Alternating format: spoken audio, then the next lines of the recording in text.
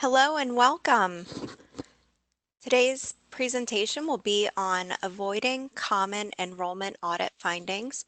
There are a lot of audit findings that you can incur um, during a program review or an annual audit that are unrelated to enrollment reporting, but Clearinghouse acting as your third-party servicer, we are just going to cover, what are the common findings that you could receive during an audit that are specific to data that goes out to NSLDS. So we'll focus on that today.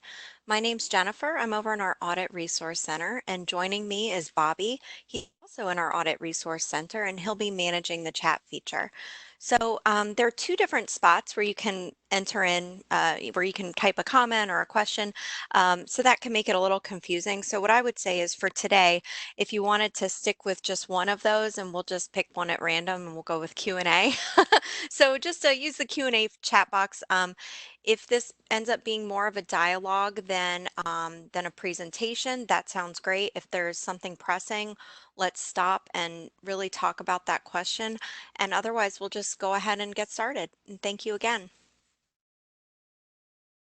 So avoiding common enrollment audit findings. Another thing I wanted to mention is this is part of a kind of a larger series that we have from our audit research as far as compliance webinars go, but this is one of the installments. So our agenda for today. So we want to just walk through what are the most common audit findings in general that schools receive, and then of which, what are the most common enrollment findings, and that'll be what the focus is for today. And how exactly does Clearinghouse support your school to help you succeed and sustain compliant enrollment reporting? And then of course we'll have a dedicated question time at the end, but if there's something, in between when we're going through the slides, definitely pop that in there into the Q&A.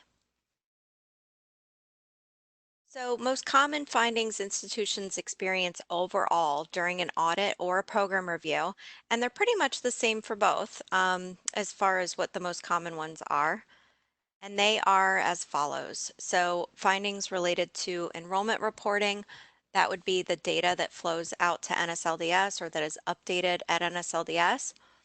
Return to Title IV calculation issues, timeliness of R2T4, those sorts of things more focused around the money side of it, of federal financial aid.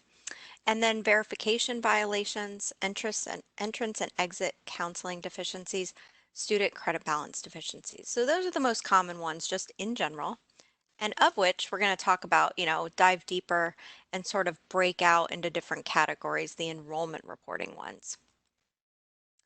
And those are as follows.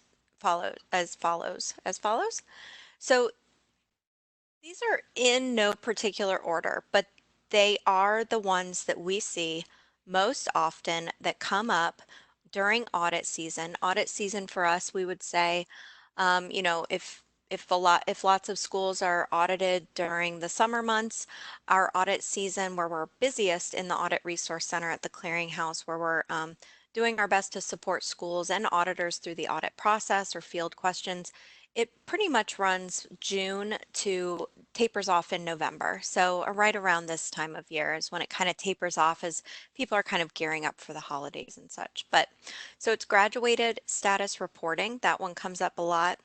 Incorrect data, and that can be on small or large scale. So it could be, misreporting for one student, or it could be something much larger and has more weight to it, where there's a systemic issue, like a student information system issue, where there are one or more data points that are just erroneous, they weren't what you intended, and it is more systemic and relates to a larger group of students. Number unofficial withdrawals. Number 4 is just the NSLDS SSCR process and schedules. And number 5 is gaps in school processes. Number 5, um, is kind of our catch-all dish, the one that you'd have when you get home from work at the end of the evening and you just pop all the random stuff from your pockets into that dish.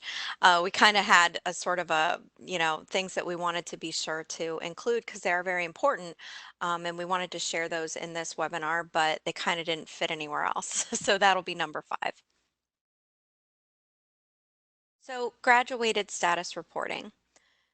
There is an expectation from the Department of Ed that when a student completes a program at your school, in the way that they define a program, the department defines a unique program as your OPEID coupled with these other data points, the zip code, the credential level, the program length and measurement, and the weeks in Title IV academic year in the event you're doing your measurement in months or weeks.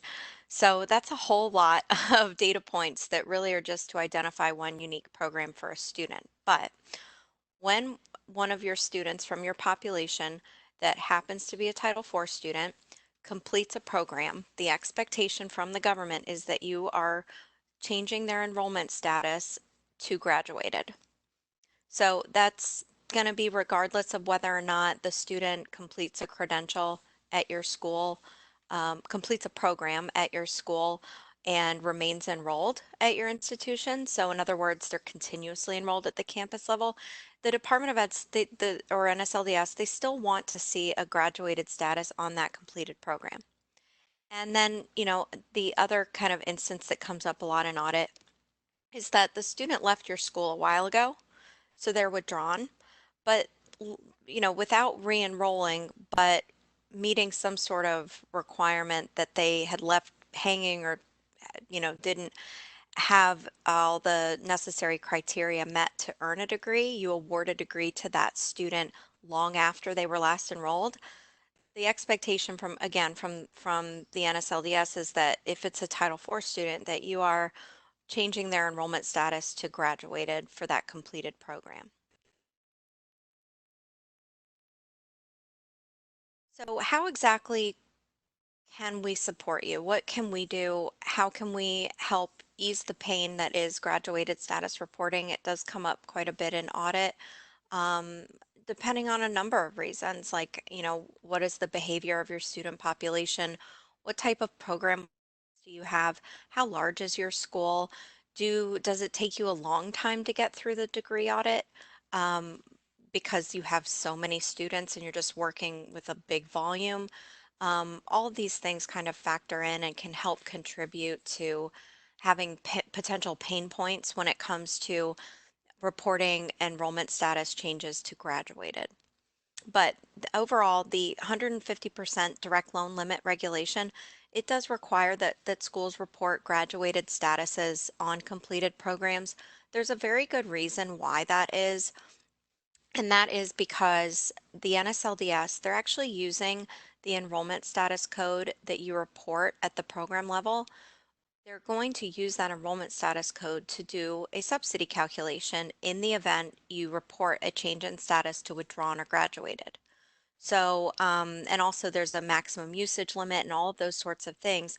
So they are doing something with that reported program level enrollment. And so if the student were to graduate from a particular program, that will be very good for the student as a borrower to have that change in status for that completed program reported out properly to NSLDS so that the student doesn't erroneously and inadvertently lose subsidy on their direct subsidized loans. So one of the best ways to avoid those situations where a graduated status doesn't get put on an enrollment record where the student completed a program is to actually leverage the enrollment reporting submissions to the clearinghouse to report your graduated statuses.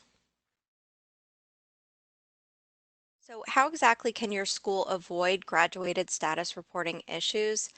It really is, I think this is kind of repeated from the earlier slide, but it really is, taking advantage of and maximizing the enrollment reporting side of the house when you're sending us your enrollment file data.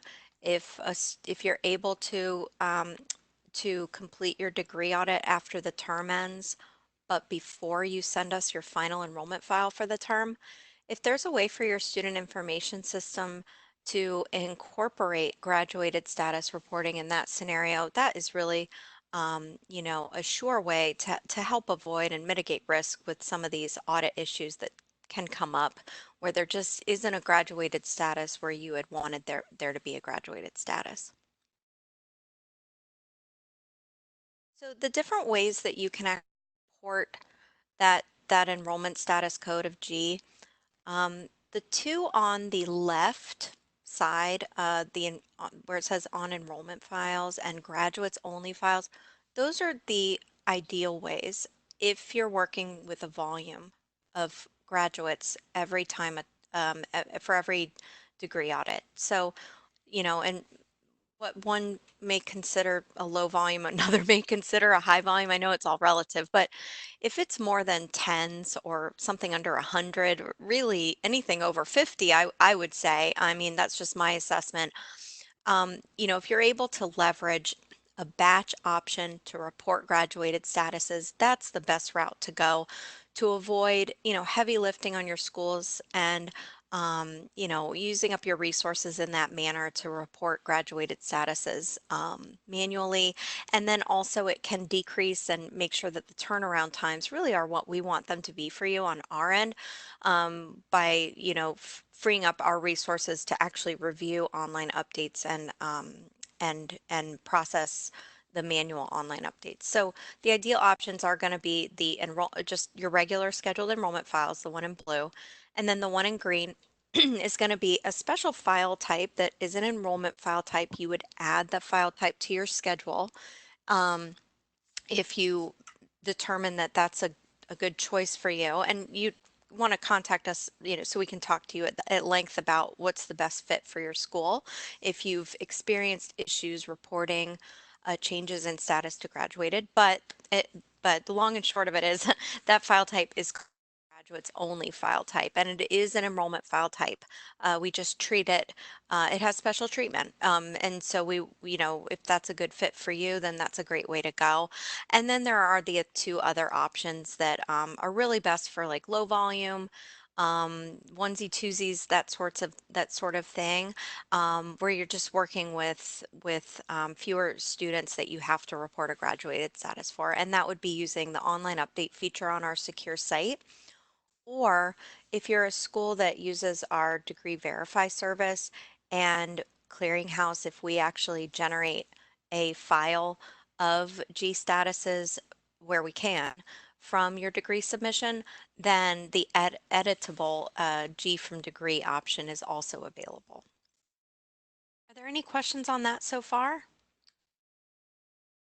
Yeah, what's a question that we can kind of walk through that may help the group? That's a great question. So, uh, there isn't a yes or no answer. The answer unfortunately is it just depends. So let me give you an example of when you'd report graduated at both the campus level and in the program level versus reporting a different enrollment status code at the campus level while you're also reporting a graduated status on a program. So it's actually quite simple if we well, I'll try to I'll try to s- I'll try to verbalize it the way that I understand it, and that's helped me a lot. So I'm hoping it will help you too. Um, you're going to put a graduated status on the campus level record, which is the 001 record. That's the position that the record is in, and that's the overall campus level that you are certifying for that student. You will report a graduated status at the campus level if the student completed all current programs that they are enrolled in at your school. So if they are enrolled in two programs and they complete both, you'd report G at the campus level and G in both programs. If they're just enrolled in one program, you'd report G at the campus level and G in that one program. And that's done. That moves the student into timely repayment if they're Title IV and have a loan. And it also um, allows, and it enables NSLDS to do a proper subsidy calculation because there's a G on the program. So that's when you'd want to put it. That's the only time that you'd want to put the G at the campus level. Then, if you want to put the G at um, to describe when the G status is not a requirement at the campus level. In other words, you shouldn't get an audit finding for a missing G at the campus level, is the following. It's when the student only completed one program, but they didn't complete all programs, or they're still enrolled at your school. So, for example, a student is enrolled in two different unique bachelor programs for the spring of 2019, and they complete one of the two programs at the end of spring. You award a degree, and then on your next enrollment file, you could report the student as, let's say, continuously enrolled full-time at the campus level.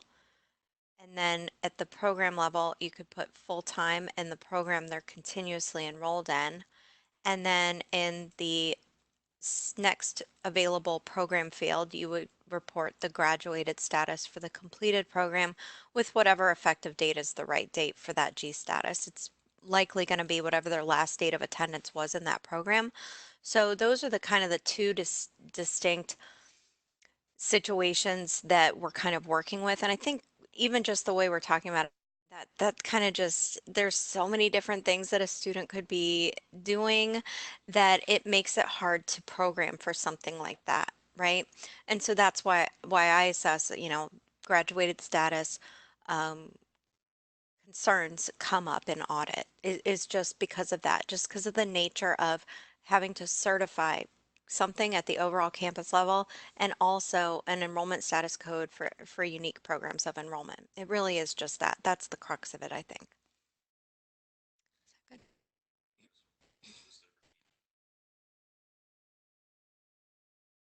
Oh, sorry. Okay. And the question for that was, when do you report graduate? I apologize. That it was, when do you report graduated statuses at the campus and or program level? So totally switching gears here. Another, a kind of compliance concern that pops up during annual audits or during program reviews, most typically for enrollment reporting, one of those is going to be incorrect data.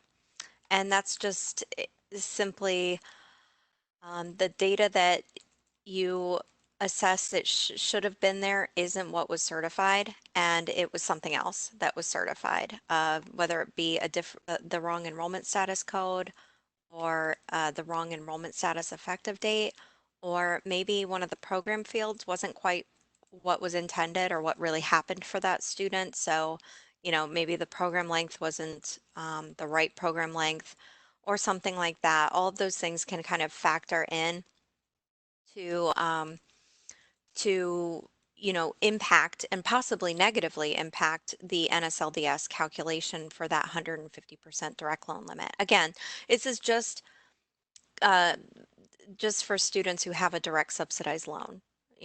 Those are the students that are really mostly impacted by the program level reporting, and of course Pell and all those things. Those things can factor in too, but they're not going to have like a subsidy calculation, right, on those. And so, that can kind of present itself when we assess that, when we're working with a school and it looks like this was kind of just, the data's not right. It really falls into usually two categories. One is that it's somewhat of a major issue and could be widespread, and it could be across multiple terms. So we're talking lots of historical data, that sort of thing, prior terms, and that's when it's a programming issue. Um, an example could be that, the calculation that your school used for when you consider a student to be in a half course load, you reported that as full-time. And later, when you reviewed it or it came up in audit, you see that, gosh, all those students reported as full-time should have been half-time. They were half-time, that sort of thing. And so that would be more like the programming side of it. And then data entry issue, I mean, that's just, the human error that comes up, person meant to update the record to show that they were half-time effective, January 3rd, and they put January 2nd or something like that. And it could be minor or it could be grave. I mean, it just depends, but it's, yeah, it's really just either the one-off things, which are, I think, less of an issue. And then, the bigger issue, which I think is more apparent, is going to be something that's, programmatically something went wrong. So how exactly can we support you to help avoid this type of, situation coming up in audit or affecting your Title IV population overall? And it really is as simple as, and it may seem kind of overwhelming, but we recommend, and it would be super informal, but just doing like a regular internal audit.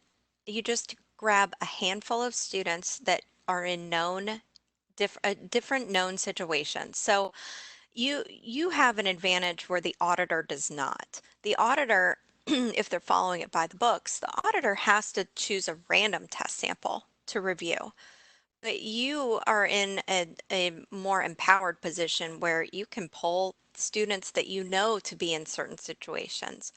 And I think on later slides we'll talk more about, what types of students do I pull and look at and where do I look. So the different systems that you'd want to audit.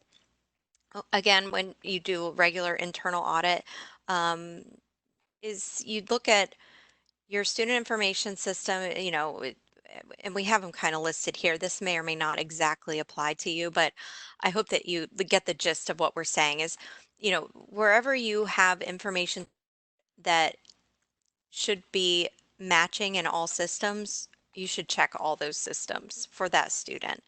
The student's name and date of birth. Is the student's address the same? Are there any conflicting pieces of information about that student or their record in different key offices in the school? And then for your program level enrollment, this is not listed on here, but I think it's important to mention um, your course catalog. So it kind of all starts with your course catalog when it comes to assessing, is the program enrollment information that we're reporting or that we're entering into our system, does it match what we have in our course catalog? And so, that helps making sure that everything is matches. It's, I would say it's way more than 50% of avoiding audit findings. Consistency is key. Um, and so, those things are super, super important. And so I would take, your small subset of students, maybe pull 10 students. Maybe that's too daunting. Pull 5 students. And you're checking, what do we have in this student information system for this student? What's in the financial aid paperwork for this student? Because you want to look at Title IV students. And then you'd want to see, what is in the clearinghouse for these students. You'd look at the student lookup on the enrollment history, and then what did clearinghouse send out to NSLDS for that student. And then last but not least, you'd want to look in the NSLDS. What do you see in NSLDS for that student?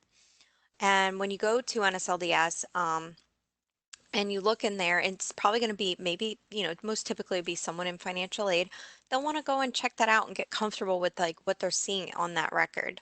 And if they have questions or concerns, to reach out to us. The best time to look at a potential audit concern is in between audits, not when the auditor's right there, conducting their audit.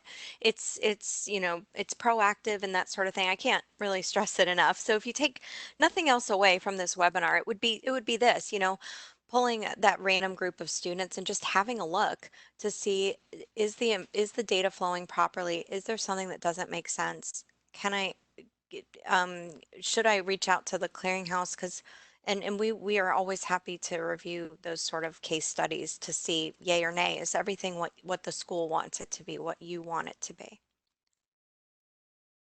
And this is just a possible sample you could pull.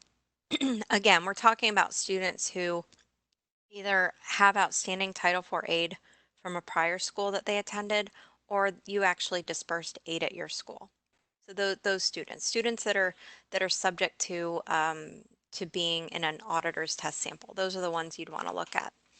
Um, So that could be, you could pull a student that's an unofficial withdrawal, maybe a student who graduated a long time, a few months or more after their last date of attendance. What does that student look like? Is the graduated status where it should be?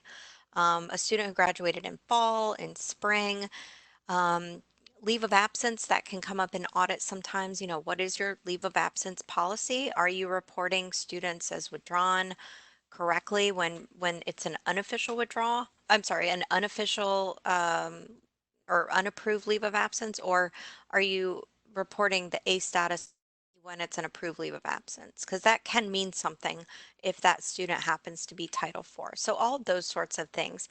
First-time freshman, first-time borrower, that's a great one to look at if you're doing an informal internal audit to see, when did we disperse aid? When did we update COD, common origination and disbursement, because that's what feeds to NSLDS. When did NSLDS start requesting the student on the roster? Was it roughly in the same, time frame, 1 to 2 month time frame that we started reporting that student to clearinghouse? All of those sorts of things. So that can just be tremendously helpful, and it can help to mitigate risk with all five of these different common audit findings that we're talking about. Is doing that internal informal audit can be really helpful.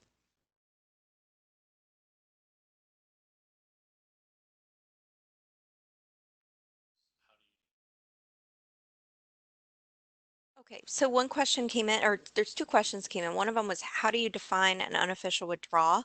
Um, if your institution is required or mandated to take attendance, unofficial withdrawals typically wouldn't factor into your when you consider a student as separated from your school. If you are a school who does not take attendance, unofficial withdrawals usually occur sometime during the term, and it's usually passive, like the student didn't formally alert you that they were leaving. They just simply left. It's usually that. And those unofficial withdrawals, auditors really um, can really focus a lot on looking at your withdrawn Title IV students for the award year that they are auditing, because it can sometimes be quite easy to find an issue, because it's hard to learn of something when no one's told you it happened.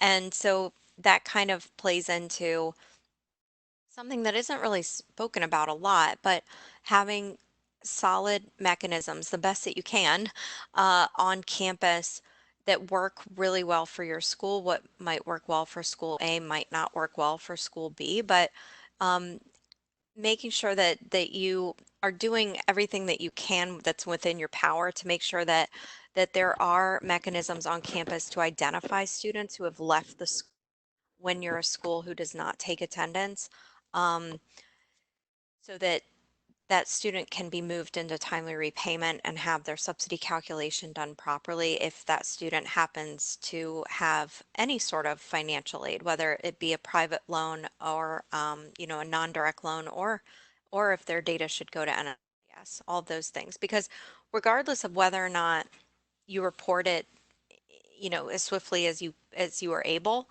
the student is in repayment as of whatever date you say it is. So if it happened to have been 3 months in the past, that may be a lot longer than maybe there was opportunity to have learned about it sooner. And not to confuse unofficial withdrawals with retroactive withdrawals, that's totally different. A retroactive withdrawal, usually there'd be lots of paperwork involved with that, so you'd have that paper trail to show an auditor. And that would be, like with dean approval or something of that nature, where um, the student has appealed to have the retro W, or it's something like that, or something outside of the norm, or maybe outside of the student's control even, and so they requested the retro withdrawal. That's more so what we're talking about with that, rather than an unofficial withdrawal scenario. What's the other question, Bobby?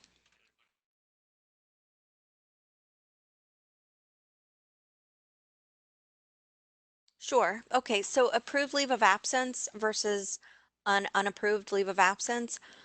This will be in the, if you Google, if you look in a search engine, let's put it that way, um, Federal Student Aid Handbook, 2019-2020, Federal Student Aid Handbook, FSA Handbook. Basically, there are a lot of criteria. There's a list of criteria in the for the A enrollment status code. And so when you report a change in status to clearinghouse from whatever their active status was to the A status, A is an apple, A is an approved leave of absence, A, then that student, if they have a federal loan, if they have a financial, I'm sorry, if they have federal aid, and it's a loan, then that student is still eligible for deferment typically. And so if they don't return, there is a specific expectation about what date you use for the withdrawn date and when you do it, when you report them as withdrawn. And so there are quite a few criteria, and that is going to be specific to the A status. And then if a student doesn't meet that criteria that's listed in the FSA handbook about the A enrollment status code, then if that student's gone and they didn't complete a program, then they're withdrawn. That would be what you'd do to report an unapproved leave of absence, is you'd report the student as withdrawn. It's a really good question.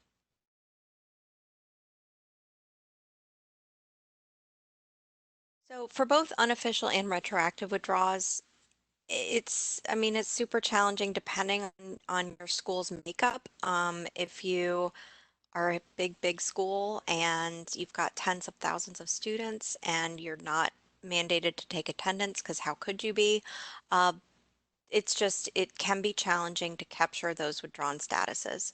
So, wherever possible, filling in gaps where you find gaps, about making sure the people that need to know when a student's status has changed know it so that they can report it to clearinghouse, so that they can do the proper uh, financial aid administration for that student, for the any sort of return calculation, the return to Title IV, that sort of thing.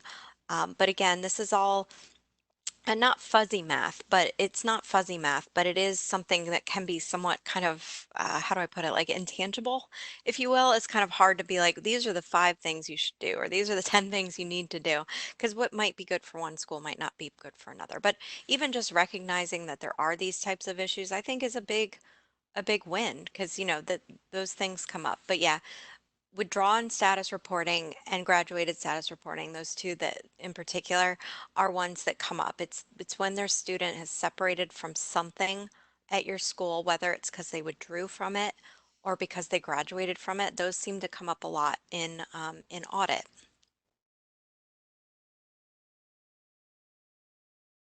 So yeah, just making sure that there's communication and that sort of, that silo mentality where it's like, this is the job I do and you do that job, and our things don't overlap. Those things come up everywhere, right? They come up in every organization, and for Clearinghouse for Higher Ed, it's no different. There can be issues where we don't realize how something affects something else. So just having school policies that make sense to the people that really need to follow them can be really helpful, or adjusting your school policies or your protocols or what have you, to help the whole process work for you and not against you, and avoiding those situations where it's like, wow, I just don't know, why didn't we know this student left school, and they left the third week, after the census date, and why didn't we learn of it until the end of the term, that sort of thing. Just if that applies to your school, if you do not take attendance. So once you learn of a separation status, or really any status change, once you status change occurring and you know what date of the effective date of that status change, um, report it as swiftly as possible to Clearinghouse. If you just send us an enrollment file, you can leverage the online update feature, Or if it's for a volume of students, you can send a new enrollment file and we can process that.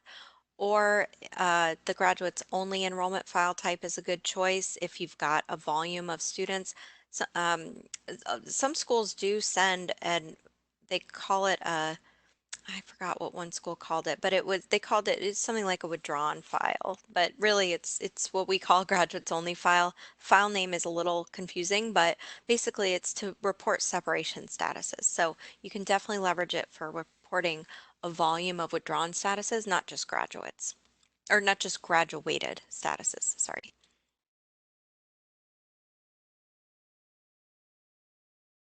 So similar to that other slide, you'll see a theme here. So yeah, that it's going to be to report your, a volume of withdrawn statuses. If it's just one or two, you can pick those up on using online update. You just want to be sure if you're using online update to report a withdrawn status and it's during the term or something, that on the next scheduled enrollment file that you have, you want to be sure that it's not that student is not on that file with their prior active status. I hope that makes sense. So something that we see sometimes is the school took the time and the resources to go out of their way to report, to do the due diligence, to report that change in status to withdrawn on online update, and then the enrollment file is pulled, the extract is pulled, you run the job from your SIS, and the student's re-enrolled because it wasn't updated there. And it's unbeknownst to the school. We're certainly going to accept it because we just look at it as a correction. We don't call those out to you because corrections happen all the time. And so it would be kind of, you may be unaware that you've undone that withdrawn status.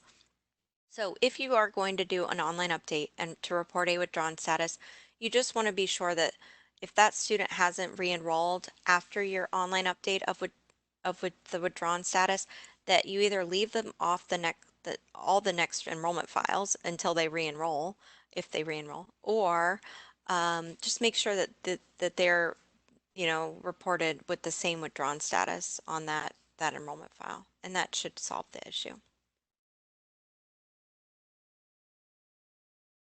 So how exactly can we support your institution with then our number 4 item for today is the SSCR process and scheduling.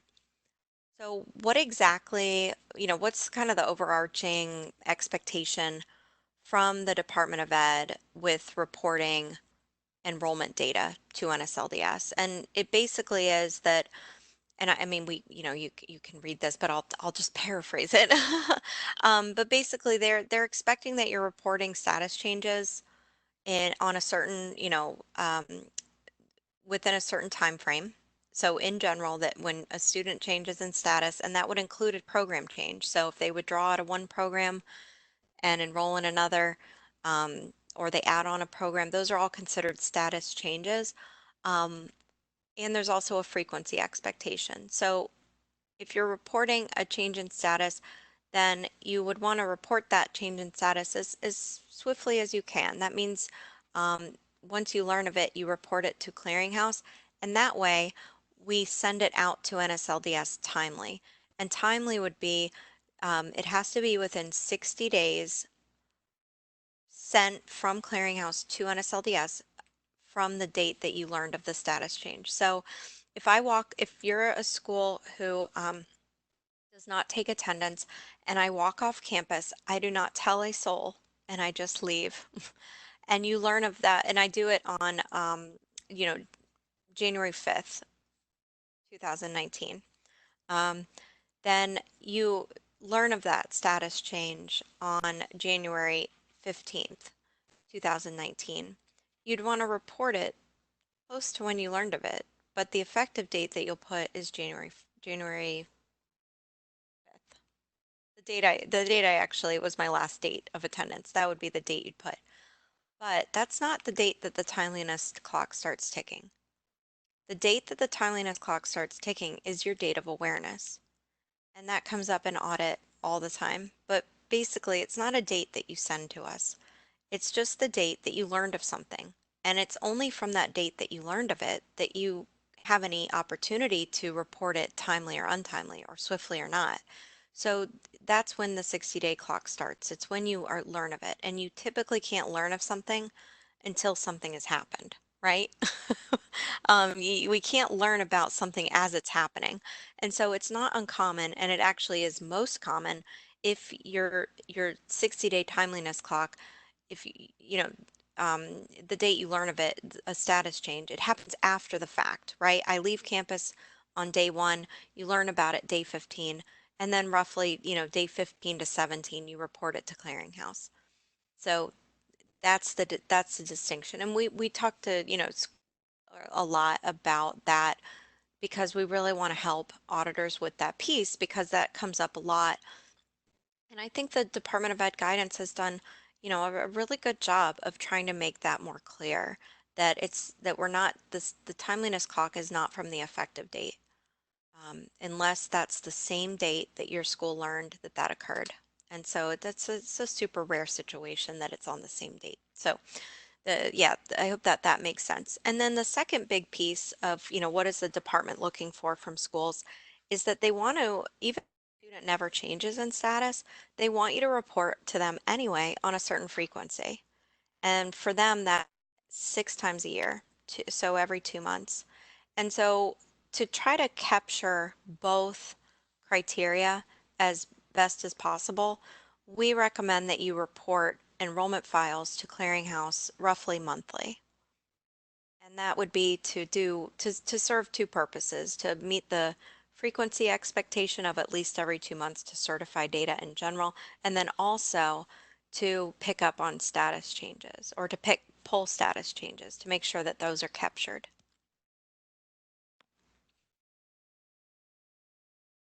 So one of the big things that can come up, and this is just a sample student that does not exist and a school that does not exist, but this is an NSLDS screenshot.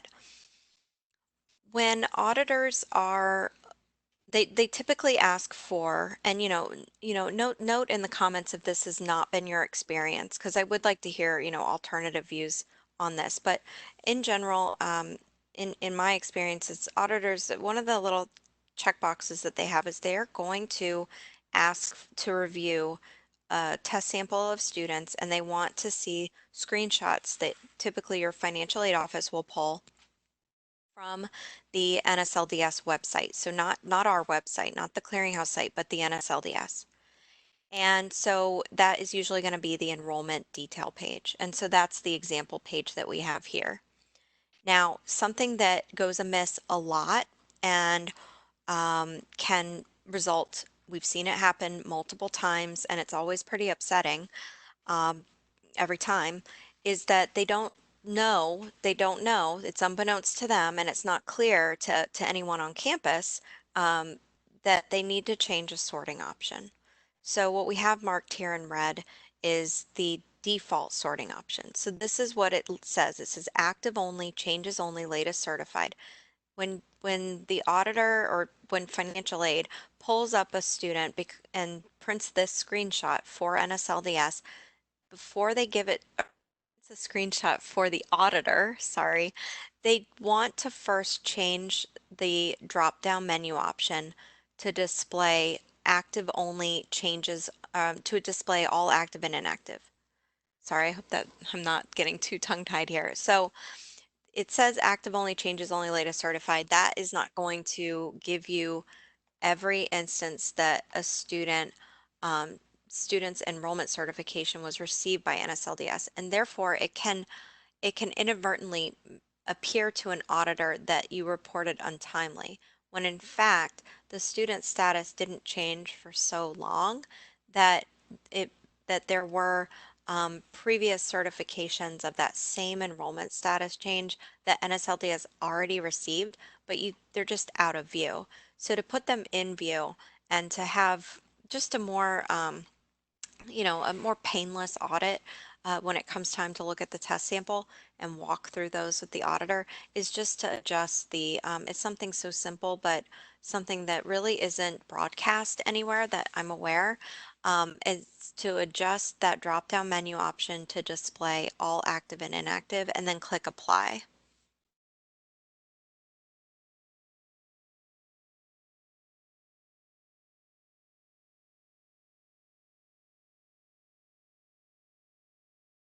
So how exactly can you avoid what can be done to sort of mitigate risk when it comes to the SSCR process and scheduling? And so one of them is if you love your enrollment reporting schedule, I mean, picture it, it is perfect, okay? It meets all of your needs with when your census date is, when your term began, if you have modules, when your term ends, when you're doing your degree audit, and you love your schedule, that your enrollment reporting schedule to the clearinghouse, then adhering to that schedule is what you want to do. So that can avoid major issues down the road if the schedule is working for you, go by the schedule.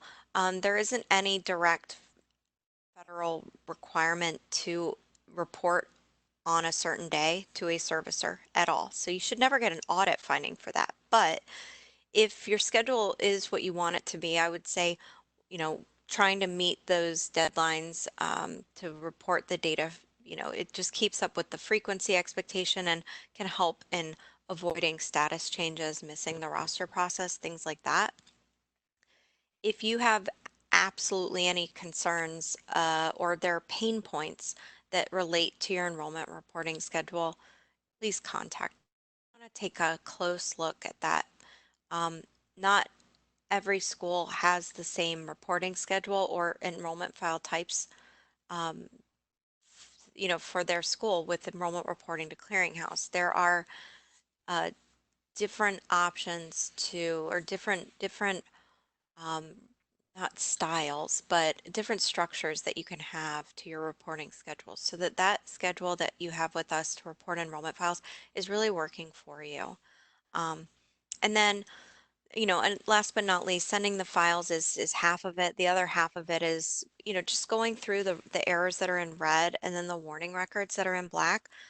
Records are definitely for awareness sake and may or may not be actionable, but definitely peruse those and take any action on records as, that you see um, that need attention, so that we can have a good turnaround on your file so that data can go out when NSLDS sends their next roster or the next roster distribution or roster cycle.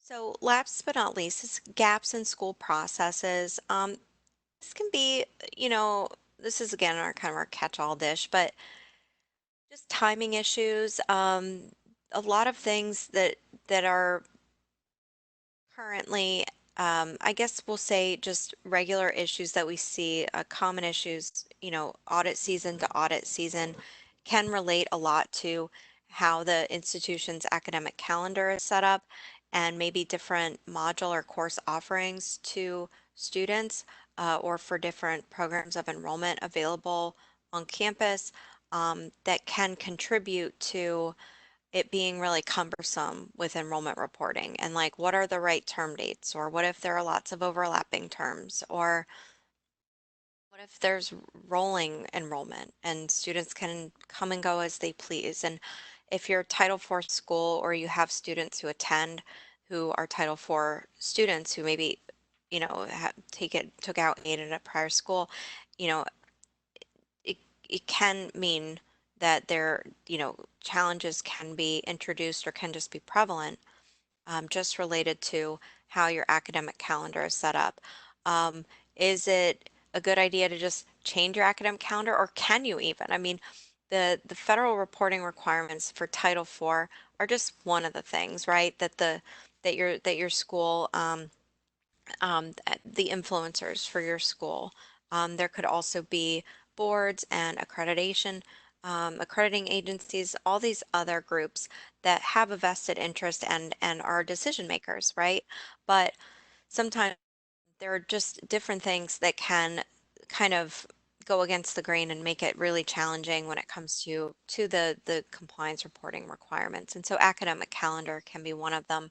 Um, and then late status change reporting, that would just be, a lot to do with having those mechanisms on campus to learn of a status change when it's occurred. And if it takes, if if an auditor um, can make an argument that, with legs to stand on, that they assess that a school could have learned of a status change sooner, then they can arguably assess that you reported untimely. Those sorts of things. If it's outside the 60 days um, from your date of awareness. So things like that can come up, that are just, in general, loosely speaking, can be considered gaps that could be filled or tightened up, things that could be tightened or buttoned up. So school policy, having a school policy that you assess, is, you know, is what you want it to be, is clear, to those who need to know what the policies are, and even lower than that, what the procedures are, what the protocols are. Um, Correcting your, errors as you see them, pop up on the clearinghouse site, whether it's an error resolution on the web from an enrollment file you send us, or some more somewhat low-hanging fruit. There are some SSCR errors that can be really challenging to address, but we've, in the past have always found solutions, even if it took time, just working closely with the department and with FSA and NSLDS. But addressing errors that are presented to you. That can be a really helpful way to, or a good way to take care of that, more of that low hanging fruit that's more, um, clearly defined than school policy, which can be like a big thing to tackle. If you assess that there's something that you're doing that is a policy or is a part of your procedures that kind of has resulted in having audit issues. But correcting SSCR errors is one that you can, typically have just a few people on campus that are dedicated to looking at SSCR errors and taking action on them and contacting clearinghouse if there are concerns. And then, also just establishing, or if it doesn't exist, between departments, or maintaining open communication between the academic or registration side, also institutional effectiveness, dean's office, the board, anything, and financial aid, of course, any have a vested interest in compliance reporting, or a vested interest um, the student details being accurately reflected in the course catalog, updated in COD, updated to clearinghouse for reporting to loan servicers and NSLDS. That can also be something that can be prove really helpful to avoid inconsistencies in reporting, or about when a student is considered to be, withdrawn versus actively enrolled, or graduated versus actively enrolled, or completing program requirements, and those sorts of things. And this is just an illustration, communication between the key departments at the school can really help to promote or enforce existing school policies, and also just addressing errors as they come up, is another good one, because some auditors do focus on SSCR error correction timeliness, and other auditors focus on other things, but some do focus on that. So here are best practices. We have revamped this a number of times, but currently these are the enrollment reporting compliance best practices that, really and truly, heart and thought went into writing out these bulleted items. They are high level, but they are things that are to really help avoid issues that we really do see live examples of that come up for school audits when it comes to enrollment, the enrollment reporting piece, for your financial aid audit. So I just wanted to kind of give that context, that, and it was also a few departments interdepartmentally. This was a larger division within the clearinghouse that worked on coming up with these different, bullet points here. But they're all things that that we've talked about in the earlier slides, but these are the big ones. And I think they go on to the next page, but in a slightly slightly smaller font. But, all of these can be found on our materials on the Clearinghouse Academy site.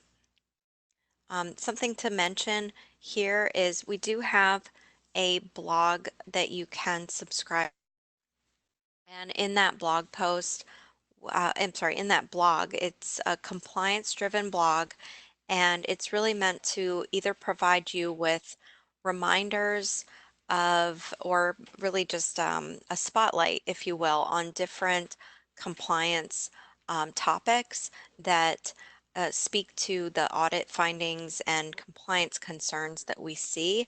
And so that's one thing that we do with that blog. And then the other way that we use that format is we do post things that are truly compliance critical.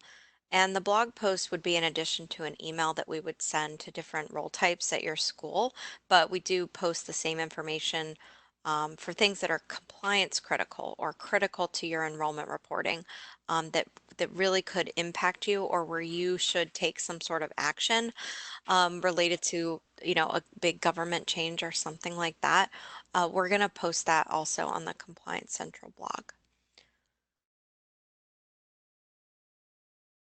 Yeah, so for the graduates only file, it is an enrollment file type, and you would add it to, or we would work with you. You would call us, contact us. It would be something already in the works probably that we would be talking to you about, like to add that to your schedule if it's not something you already have, because we want to be sure it's on your schedule, because we treat that file differently than we treat the regular enrollment files. And so we would want to make sure that it's on your schedule and that we know that that's what that file type is. But you would, the question is, would you include,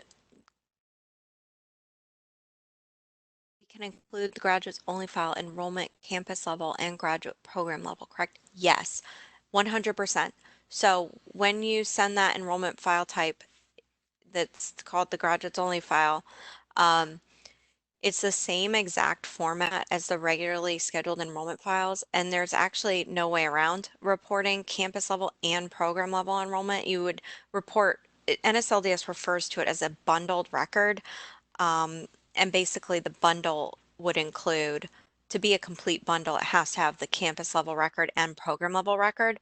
So if a student is enrolled at your school but never is not in a defined program and never took, they're not degree seeking at your school, they're just like taking one class or something, then you, for the program level record, to make sure it's a complete bundle, you just do N for no program enrollment, just to clarify that piece. But when you're reporting on the graduates file, yeah, it would include a campus level record of the G status and a program level record of the G status.